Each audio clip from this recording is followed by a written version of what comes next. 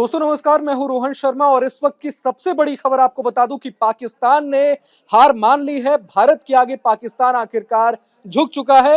भारत ने जिस तरह से पाकिस्तान को चोट पहुंचाई, पाकिस्तान को ऐसे ऐसे जख्म दिए, पहलगाम का बदला भारत ने इस कदर लिया है दुश्मन मुल्क से कि अब फाइनली पाकिस्तान घुटने पर आ चुका है और शांति के लिए राजी हो चुका है। इस वक्त मैं आपको सबसे बड़ी खबर बता दे रहा हूं, अमेरिका के राष्ट्रपति डोनाल्ड ट्रंप ने ट्वीट करके ये जानकारी दी है कि भारत और पाकिस्तान दोनों शांति के लिए राजी हो गए। ट्वीट पढ़ के मैं आपको डोनाल्ड ट्रंप का बताता हूं, जो उन्होंने उनके एक्स प्लेटफॉर्म से जो ट्वीट सामने आया है। After a long night of talks mediated by the United states, I am pleased to announce that India and Pakistan have agreed to a full and immediate ceasefire. Congratulations to both countries. Thank you for your attention to this matter. मतलब Donald Trump का साफ साफ कहना है कि दोनों देश शांति के लिए राजी हो गए हैं। अमेरिका ने इसमें मध्यस्थता की है। दोनों देशों के बीच बातचीत में अमेरिका का एक अहम रोल रहा है। मार्क रूबियो जो अमेरिका के विदेश मंत्री हैं, उन्होंने भी जानकारी दी है कि भारत के विदेश मंत्री एस जयशंकर से उन्होंने बात की है। पीएम मोदी और शहबाज शरीफ से भी उन्होंने बात करवाई है। तीनों नेताओं की आपस में बातचीत हुई है और भारत और पाकिस्तान आखिरकार शांति के लिए राजी हो गया है। पाकिस्तान के डिप्टी पीएम इशाक डार ने भी ट्वीट करके ये जानकारी दी है कि पाकिस्तान ने आखिरकार हार मान ली है पंकज जी, और भारत के सामने पाकिस्तान ने घुटने टेक दिए हैं। हालांकि इशाक डार ने कहा कि पाकिस्तान हमेशा शांति में बिलीव करता है, इसलिए उसने ये कदम उठाया है। लेकिन जाहिर तौर पर हम ये समझ सकते हैं कि भारत ने जिस तरह से पाकिस्तान के हमलों का रिटेलिएट किया, रिटेलिएशन जो भारत का रहा और पाकिस्तान की कमर तोड़ दी, 5 से 10 टॉप आतंकियों को ढेर कर दिया और पहलगाम का जो भारत ने बदला लिया है, वो जाहिर तौर पर अब देखने को मिल सकता है हमें। पाकिस्तान झुक चुका है, घुटने टेक चुका है भारत के आगे। सुमित जी, कैसे आप देखते हैं पूरे घटनाक्रम को? बिल्कुल, इसे अगर एक तरीके से देखा जाए तो निश्चित तौर पर ये पाकिस्तान को उसकी हैसियत बताने जैसा है। अब तक ये होता आया था कि पाकिस्तान हमले करवाता था आतंकवादियों से, भारत पहले या तो सबूत देता था, इंटरनेशनल कम्युनिटी को दबाव बनाता था, लेकिन फिर भारत ने स्ट्राइक्स करना शुरू किया। लेकिन जो पिछली बालाकोट स्ट्राइक्स हुई थी, उससे कई गुना ज्यादा बड़ी ये स्ट्राइक ऑपरेशन सिंदूर के दौरान हुई है और उस पर पाकिस्तान ने रिटेलिएट किया, क्योंकि उसकी बहुत बड़ी इंटरनेशनल बेइज्जती इसमें हुई थी। पाकिस्तान अपनी आर्मी को बहुत मजबूत मानता है, देश में भी हुकूमत चलाने की एक पैरेलल गवर्नमेंट चलती है, क्योंकि आर्मी की गवर्नमेंट चलती है, और ऐसे में उसके लिए बड़ी बेइज्जती की बात थी। उसके पाले हुए आतंकवादियों को भारत ने घर में घुसकर मार दिया। तो वो रिटेलिएट कर रहा था और वो एक मैसेज देने की कोशिश कर रहा था अपनी आवाम को कि हम भी भारत को हिट कर सकते हैं। लेकिन उसके हिट करने के चक्कर में जो भारत की तरफ से जो जवाबी कार्रवाई होती थी, उसमें उसको बड़ा नुकसान हो रहा था। मुझे लगता है पाकिस्तान की बात समझ में आ गई कि भारत से टकरा नहीं सकते हैं और उसने सीज फायर जो ट्रंप जैसे कह रहे हैं उसके लिए वो एग्री हुई। और भारतीय विदेश मंत्रालय ने भी अभी बयान जारी करके ये कह दिया है, एमईए ने, कि भारत और पाकिस्तान शांति के लिए राजी हो चुके हैं। विदेश मंत्रालय के विदेश सचिव जो है भारत के विक्रम मिस्री, उन्होंने भी ऐलान कर दिया है, ये उनका बयान सामने आया कि भारत और पाकिस्तान शांति के लिए राजी हो गए हैं। भारत और पाकिस्तान में सीज फायर लागू हो गया है। ये एमईए का बयान है, Indian ministry of external affairs का ये बयान मैं आपको बता दे रहा हूं। तो सबसे बड़ी खबर इस वक्त की आई है, पाकिस्तान ने भारत के आगे घुटने टेक दिए हैं। पंकज जी, ये सिर्फ और सिर्फ भारत का जो एक्शन था, भारत का जो रिटेलिएशन था, पाकिस्तान ने घुटने इस वजह से टेके, पाकिस्तान क्या डर गया? ये सबसे बड़ी खबर इस वक्त की। देखिए, ये जो आपको ये है, ये भारत की एक तरह से जीत है और भारत जो बदलता भारत है, जो छेड़ोगे तो छोड़ेंगे नहीं वाला भारत है, और भारत ने उसी एक्शन में उसी तरह से रिटेलिएशन करके भारत ने उसका जवाब दिया। जिस फ्रीक्वेंसी से पाकिस्तान की तरफ से एक्ट होता था, भारत उसी के अनुपात में उसको जवाब देता था। कहाँ कितना आज अब देखिए, जो भारत का सबसे बड़ा था, जो पहलगाम का जो इसका मेन जो था सिंदूर, जो ऑपरेशन सिंदूर नाम दिया गया था, तो सुहाग को जितने लोगों ने उड़ाए मिटाए थे, उसका बदला ले लिया। और ये पहली बार ऐसा हुआ है। आप देखिए, भारत की तरफ से जो भारत ने घुस के और इस तरह का जो अजहर मसूद के जैसे जो उसका रिनाउंड ये है, उसके कुनबे को तबाह कर दिया और उसको मटिया मेट कर दिया। अब पाकिस्तान के जो आतंकियों का जो है 7 पुश्त तक ये सोचने के लिए विवश होगा, जब भारत पे हमला करना चाहिए या नहीं करना चाहिए। भारत ने पहली बार दिखाया है, जैसे सुमित सर ने बताया, जो किस तरह से भारत ने रिटेलिएट किया और भारत ने जवाब दिया। जो भारत ये कर सकता है, तो पाकिस्तान को सोचना पड़ेगा। ये भारत की बहुत बड़ी जीत है और ये पाकिस्तान की लगातार, एक तरह से आप देखें तो ये चौथी इसकी पाकिस्तान की हार है, और इस पे सभी देशवासियों को हार चुका है पंकज जी, और ये पांचवा है। कुछ और जानकारी जो सामने निकल कर आ रही है रोहन, कि आज शाम 5 बजे से ही सीज फायर लागू है, ये विक्रम मिस्री साहब ने बताया है। और दूसरी बात उन्होंने कहा है कि भारत ने अपनी शर्तों पर ये सीज फायर किया है। पाकिस्तान के डीजीएमओ ने भारत के डीजीएमओ से फोन करके बात करने की पहल की थी। डीजीएमओ हम लोग जानते हैं, director general of military operations. दोनों देशों के जो डीजीएमओज हैं उनके बीच में एक हॉटलाइन स्थापित की जाती है, कहीं कोई मिस एडवेंचर ना हो जाए, कुछ गलतफहमी ना हो जाए, ताकि कभी भी ये लोग बात कर सकें। जब से ये पहलगाम का हमला हुआ था उसके बाद से बातचीत नहीं हो रही थी। भारत की तरफ से जो एक्शन लिया गया उसके बाद पाकिस्तान को अपनी जो बेइज्जती महसूस हुई, उसके बाद से पाकिस्तान ने शायद उसी रात से ही भारत पर ड्रोन अटैक करने शुरू किए। उसके बाद से मिसाइल, जब ड्रोन से बात नहीं बन पाई, पहले कश्मीर जम्मू में किए, कश्मीर में किए, पहले एलओसी पर उन्होंने हैवी फायरिंग की तोप के जरिए। उसके बाद जब नहीं बात बनी तो उन्हें लगा कि यहाँ शायद इनके डिफेंस पुख्ता है, तो शायद पंजाब सेक्टर में जाएं या राजस्थान में जाएं, गुजरात में जाएं।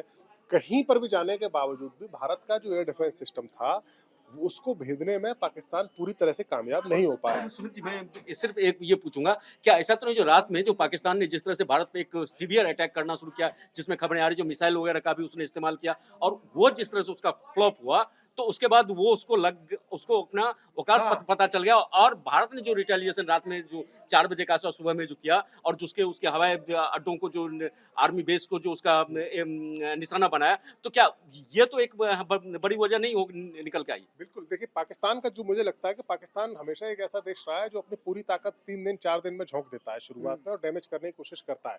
पाकिस्तान भरोसा रखता है कि कहीं ना कहीं किसी ना सूरत में इंटरनेशनल कम्युनिटी जो है आपका सीज फायर करा देंगी, राजीनामा करा देंगी। उससे पहले भारत को जितना ज्यादा जख्म दे सकते हैं दे दीजिए। पहले तो वो ये मान के चलता था रोहन कि भारत कुछ एक्शन लेगा ही नहीं, जितने बड़े आतंकवादी हमले कराने आप कर दीजिए। पार्लियामेंट पर अटैक हुआ था तो भारत ने ऑपरेशन पराक्रम शुरू किया था, बॉर्डर पर जाकर फौजें तैनात रही थी, कई दिनों तक तैनात रही थी, लेकिन बाद में बातचीत हुई तो फौजें पीछे आ गई थी। इस बार पाकिस्तान ने एक्सपेक्ट नहीं किया था कि इस तरीके की कार्रवाई होगी। पुलवामा हमले के बाद भी जो बालाकोट में भारत ने एक्शन लिया था उसमें एक ही साइट पर हमला किया गया था, बालाकोट में, जिसके बाद दूसरे दिन उनके फाइटर जेट्स आए, डॉग फाइट हुई, इत्तेफाक से उनकी कैद में अभिनंदन पहुंच गए और उसके बाद उनको लगा कि ये हमारी जीत है। उन्होंने अपनी जीत की तरह अपनी आवाम के सामने से पेश किया और फिर शांति हो गई। इस बार ऐसा नहीं हो पा रहा था, इसीलिए पाकिस्तान बिलबिलाते हुए लगातार हमले कर रहा था। वो चाहता था कि कोई ना कोई 1 या 2 बड़ा हिट उसको भारत में मिल जाए ताकि वो अपनी नाक को बचा सके। मतलब सेटिस्फाई होने के लिए पाकिस्तान कहीं ना कहीं अपने खुद को सेटिस्फाई होने के लिए नहीं, अपनी आवाम को सेटिस्फाई अपनी ईगो को सेटिस्फाई करने के लिए, क्योंकि पाकिस्तान की जो हालात है, पंकज जी तो काफी सीनियर आदमी जानते हैं, पाकिस्तान में सरकार भले किसी की रहे, हुकूमत आर्मी की चलती है। और परवेज मुशर्रफ के बाद से पाकिस्तान आर्मी ने फॉर्मूला अपनाया है कि एक कठपुतली सरकार को बिठाया जाए और इनडायरेक्टली अपनी सरकार को यहाँ पर चलाया जाए। अभी भी हम देख रहे हैं कि शहबाज शरीफ को कोई नहीं पूछ रहा है। डोनाल्ड ट्रंप ने भी या मार्क रूबियो ने भी जो बातचीत करने के लिए, सीज फायर कराने के लिए पहले शरीफ से बात की, लेकिन जब बात नहीं बनी तो फिर उन्होंने असीम मुनीर से बात करी, उसके बाद ही ये बात बनी है। पाकिस्तान आर्मी रोहन अपनी आवाम को एक मैसेज देना चाहती थी कि हम किसी से कम नहीं, इसी हम पाकिस्तान की हिफाजत करने के लिए बने हैं। ये एक मैसेज वो जनता को देती है, इसी मैसेज की आड़ में वो पाकिस्तान में हुकूमत करती है। सुमित, कुछ सवाल हैं। अब जब भारत पाकिस्तान के बीच शांति पर ये समझौता हो गया है तो आगे का घटनाक्रम क्या होगा? विदेश सचिव ने अभी बताया है कि पाकिस्तान के डीजीएमओ के साथ अगली बातचीत 12 मई को फिर से होगी बातचीत। तो उसमें क्या बातचीत हो सकती है? आज भारत की तरफ से ये कहा गया था कि अगर फिर से अटैक होगा तो इसे भारत युद्ध मानेगा। तो आगे अब क्या कुछ हो सकता है? आगे का घटनाक्रम समझना चाहूंगा, क्योंकि आगे की बात यहाँ पर रोहन ये है कि जो भारत की सबसे पहली बात थी, भारत तो पहले दिन से कहता है कि हम ये कोई युद्ध नहीं कर रहे हैं, हम पाकिस्तान से लड़ नहीं रहे। भारत ने जो एक्शन लिया था वो उसके जो आतंकी ठिकाने थे 9 जगह पर, कुछ पीओके में थे, कुछ पाकिस्तान में थे, उनके मेनलैंड में थे, हमने उन पर अटैक किया। हमारी आपसे कोई लड़ाई नहीं, हमने आपके मिलिट्री इंस्टॉलेशंस पर कोई अटैक नहीं किया। पाकिस्तान उससे इतना बौखलाया कि उसने भारत के मिलिट्री इंस्टॉलेशंस पर अटैक करना शुरू किया, एलओसी पे हैवी फायरिंग शुरू की। कश्मीर और जम्मू में एलओसी के आसपास रहने वाले कई लोग। आप ये बताइए कि अभी क्या है, अभी जो डीजीएमओ के साथ अगली बातचीत होगी उसमें मुझे जो लगता है कि उसमें पहले ये तय किया जाएगा कि एलओसी पर शांति कैसे बनाई जाए। जिस तरीके से हैवी वेपनरी एलओसी पर तैनात की जा चुकी है, लगातार फायरिंग हो रही है, उसको कैसे रोका जाए ताकि वहाँ के जो आसपास के लोग हैं, दोनों साइड के लोग, मुझे लगता है दोनों साइड के लोग जिनका पलायन हो चुका है उनको वापस कैसे लिया जाए और आपस में कहीं कोई छोटी सी, क्योंकि तनाव बहुत ज्यादा है अभी भी। भारत ने बांध का पानी जो रोका है। सुमित, मैं समझना चाहूंगा, मैं इसमें एक चीज जोड़ना चाहूंगा, जिसमें देखिए भारत जो डीजीएमओ लेवल की जो बात होगी 12 तारीख को, उसमें सबसे बड़ा मुद्दा भारत की तरफ से उठेगा, जो भारत का फिर से ये कहना होगा, अगर आपके तरफ से पुलवामा जैसे अगर पहलगाम जैसे अगर वारदात होता है तो फिर ये मामला और बिगड़ सकता है। और वो बात तो भारत डीजीएमओ की बातचीत में नहीं आएगी। वो बात तो भारत ने जो ये रूबियो और जेडी वेंस ने जो समझौता कराया है ना, उन्हीं से कही गई है। तभी आज ये मैसेज आया है कि भारत सरकार के सूत्रों के हवाले से कि अगला जो भी आतंकवादी हमला होगा वो युद्ध माना जाएगा। यही वो शर्त है, मुझे यही लगता main है शर्त है। यही वो यही- शर्त है जिस पर भारत राजी हुआ है, जिस पर ये मिस्री साहब बोल रहे हैं कि भारत ने अपनी शर्तों पर सीज फायर किया है। तो वो डीजीएमओ में बातचीत करने की जरूरत नहीं है। वो आपके ऑपरेशंस कैसे होते हैं, एक दूसरे के साथ शांति बनी रहे, वो उसके लिए उस क्या लेवल क्या पर बातचीत होती क्या है। व्यापार पर जो रोक लगी है वो फिर से बहाल होगा? वो बांध के पानी जो रोके गए हैं वो फिर से बांध नहीं, सिंधु जल सिंधु समझौते जल को समझौता लेकर फिर से जी नहीं, सिंधु जल समझौते का इससे कोई लेना देना नहीं है। वो जी। फैसला भारत सरकार ने ले लिया है। जी। पीएम मोदी ने कुछ दिन पहले ही एक प्राइवेट प्रोग्राम में कहा था टीवी जी। चैनल के में कि भारत का पानी कहाँ बहेगा, भारत के लोगों के इंटरेस्ट में रहेगा। वो और मुझे इसमें तो विश्व बैंक में जो था वहां से भी आ गया जो उसमें वो हाँ, इंटरफेयर वर्ल्ड नहीं बैंक के करेगा। जो वर्ल्ड बैंक से आ गया। ऑफिशियल है वो अब शायद मुझे लगता है भारत में ही थे, तो उन्होंने भी कहा था कि हम अब इसमें हमारे पास स्कोप बहुत लिमिटेड है इसमें इंटरवेन करने का। तो मुझे लगता है वो जमाना और था जब 1960 के दशक में, 50 के दशक में ये सिंधु जल समझौता हुआ था। तब भारत के पास इतना पैसा नहीं था। शायद दूसरी पंचवर्षीय योजना भारत लागू करने वाले थे पंडित नेहरू, उसके लिए भारत को धन की जरूरत थी, जिसके लिए ब्लैकमेल करके एक तरीके से बाम मरोड़ के भारत से समझौता कराया गया था। अब तो भारत की सिचुएशन बदल चुकी है। भारत मुझे लगता है 5वें नंबर की इकोनॉमी है दुनिया में, चौथे 5वें नंबर की इकोनॉमी है। तो फिर भारत को वर्ल्ड बैंक भारत को प्रेशराइज नहीं कर सकता। वर्ल्ड बैंक भी जानता है कि उसको प्रेशराइज नहीं कर सकते। क्या पाकिस्तानियों को फिर से वीजा दिया जाएगा? ऐसा ये लग रहा है ये आपको नहीं, संभावनाएं? ये मुझे लगता है कि मतलब अभी भारत ने जो एक्शंस लिए हैं वो तत्काल नहीं होगा। वो लेकिन ये लॉन्ग रन में आपको 2 महीने वो 6 महीने, 4 डिपेंड करेगा महीने कि पाकिस्तान की तरफ से ऐसे कैसे हाँ। एक्शन होता है। म्यूचुअल अंडरस्टैंडिंग पे डिपेंड करेगा। अगर पाकिस्तान की तरफ से अगले कुछ समय में, मुझे लगता है अभी 1-2 महीने तक तो ये कड़वाहट बनी रहेगी, क्योंकि अभी तो ये पता चलेगा कि कितने लोग शहीद हुए हैं। भारत की तरफ से भी अभी पूरी जानकारी तो हमें भी नहीं मिल पाई है। कितना नुकसान हुआ है ये भी नहीं समझ में आ पाया है अभी। और इस पूरे ऑपरेशन में, ऑपरेशन सिंदूर में क्या रणनीति अपनाई गई थी, क्योंकि भारत की तरफ से बहुत लिमिटेड जानकारी यहाँ पर दी गई थी। पाकिस्तान की तरफ से जरूर उनके जो देखिए इसमें भारत का अगर जानकारी की बात करें तो भारत ने सिर्फ उतना ही रिएक्शन किया जितना कि उधर से जरूरत थी। जरूरत उनको किस हाँ, फ्रीक्वेंसी से उनको चाहिए, भारत को मुझे लगता है, क्योंकि भारत ने अपनी ऑपरेशनल इंफॉर्मेशन रखी गुप्त, क्योंकि भारत को आवश्यकता नहीं थी अपनी आवाम को ये बताने की कि हमने बड़े बड़े बातों के बताशे फोड़ने की जरूरत नहीं थी कि हमने ये किया, क्योंकि भारत ने जो करना था वो ऑपरेशन सिंदूर में भारत ने कर दिया था। पाकिस्तान की तरफ से जो आर्मी की प्रेस कॉन्फ्रेंस होती थी, जो उनके आईएसपीआर के डीजी है, वो लंबी प्रेस कॉन्फ्रेंसेस करते थे, ये अपनी आवाम को मैसेज देने के लिए कि हम बहुत बड़ा काम कर रहे हैं।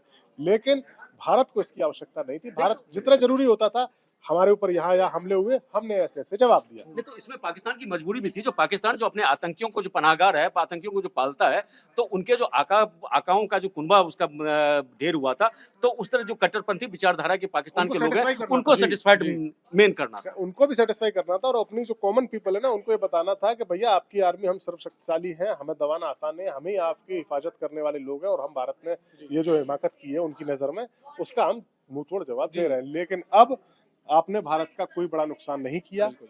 कुछ एक जगह जहां पर भारत के एयर डिफेंस सिस्टम ने शानदार काम किया।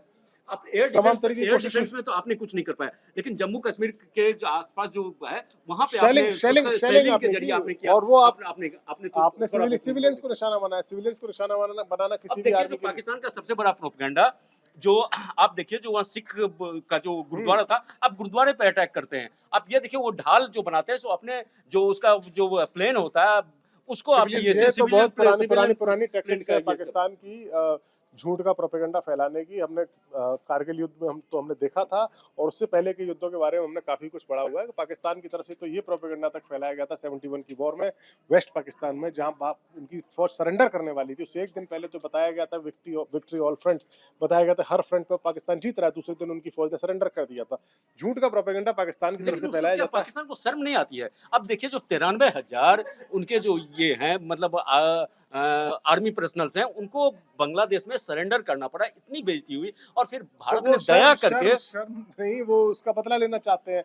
और ये जिया उल हक जो पाकिस्तान के मिलिट्री तानाशाह थे, उन्हीं की ये रणनीति थी कि इंडिया को 1000 कट लगाकर मारा जाए, खून निकाला जाए इंडिया का, बजाय उनके युद्ध करने के। वहीं से जिहादी को पालना, उनसे उनको ट्रेनिंग देना और उनको भारत में इन्फिल्ट्रेट करा कर जी भारत में सुमित आतंकवादी सुमित हमले लेकिन करवाना। सबसे सबसे इसलिए पाकिस्तान जी, जो है सुनील जी, जी। इसलिए पाकिस्तान आज भी पाकिस्तान बना हुआ है। आप देखिए भारत और पाकिस्तान दोनों एक समय आजाद हुआ था दोनों, जब बल्कि पाकिस्तान हमसे एक दिन पहले, भारत से एक दिन पहले हुआ था। आज देखिए भारत की इकोनॉमी कहाँ है, पाकिस्तान का कहाँ है।